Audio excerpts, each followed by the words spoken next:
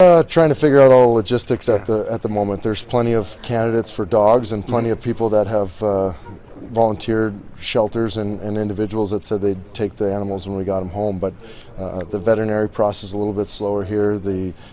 Trying to get them on the right planes that have heated cargo bins so that they're taken care of and all that other good stuff. My wife, who does all the work and gets none of the credit, and I do a little bit of the work and get all the credit, is hard at work right now, trying to figure that stuff out because our time is obviously limited here and we're departing after the closing ceremonies and want to make sure that we're doing everything we can to help them out.